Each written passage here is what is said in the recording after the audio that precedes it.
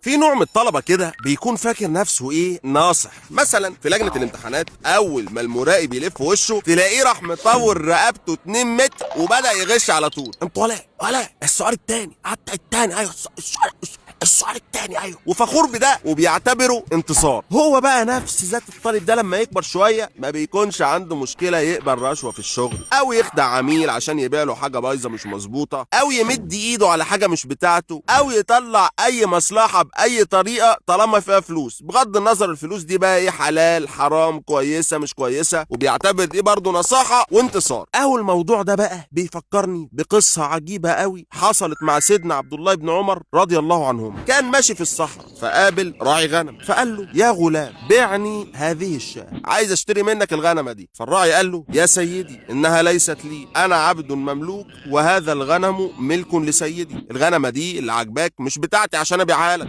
فسيدنا عبد الله بن عمر كان حابب يختبر امانه الراعي ده شويه، فقال له: بعني الشاة وقل لسيدك اكلها الذئب. ايه اللي هيحصل يعني؟ روح عيط لسيدك شويه وقول له الديب جه كل الشاة واستفيد انت بتمنها. فالراعي قال كلمه عجيبه جدا، قال له: واين الله؟ لما انا هضحك على سيدي واقول له كده، طب هضحك على ربنا ازاي وهقول له ايه يوم الحساب؟ فسيدنا عبد الله بن عمر تعجب جدا من الاجابه واثرت فيه لدرجه انه بكى، وراح لسيد العبد ده اشترى منه العبد واشترى منه قطيع الغنم كله، وراح اعتق العبد وقال له: انت حر لوجه الله، وقام مديله الغنم كلها هديه بقت ملكه. النصيحة الحقيقية والشطارة انك تكون امين، وانك تعامل ربنا في حياتك وتبقى دايما عامل حساب انك هتقف قدامه وتتسأل عن كل اللي عملته. فحتى لو كنت لوحدك في مكان والناس مش شايفاك تبقى برضه بتعمل الصح، عشان انت في الحقيقة مش لوحدك، ده ربنا معاك على طول. لما تفهم ده وتتعامل بناء عليه تكسب الدنيا وتكسب الآخرة مع بعض، وهي دي الشطارة.